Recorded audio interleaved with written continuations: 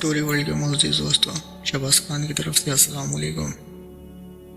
آج کا ہمارا سوال ہے، لوگ کہتے ہیں کہ عشاء کا نماز کا وقت رات 12 بجے تک ہوتا ہے، کیا یہ صحیح ہے؟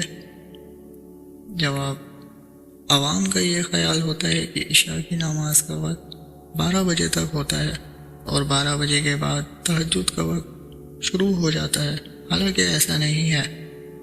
عشاء کا وقت سحری کا وقت ختم ہونے یعنی صبح شادی باقی رہتا ہے۔ یاد رکھیے، پاکستان، ہندوستان، بنگلہ دیش اور اس طرح کے دیگر ممالک میں کبھی بھی عشاء کا وقت 12 بجے ختم نہیں ہوتا، بلکہ دیر تک رہتا ہے۔ جیسا کہ آج کل 5 محرم الحرام 1441 بمطابق 4 ستمبر 2019 کو کراچی میں 4:54 تک ہے۔ نیز تہجد کے وقت کے لیے بھی 12 بجنا شرط نہیں ہے۔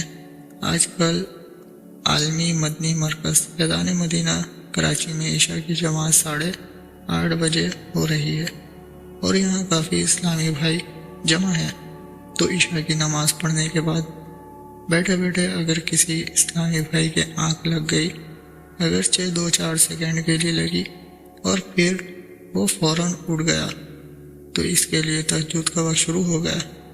اس طرح کوئی نماز عشاء پڑھ کر سویا تو اب چاہے اس کی آنکھ 9، پونے 9 یا 10 بجے کھلے، اس کے لیے تہجد کا وقت شروع ہو گیا اور وہ ساری رات میں جب بھی چاہے تہجد پڑھ سکتا ہے، اور اسے تہجد پڑھ بھی لینی چاہیے۔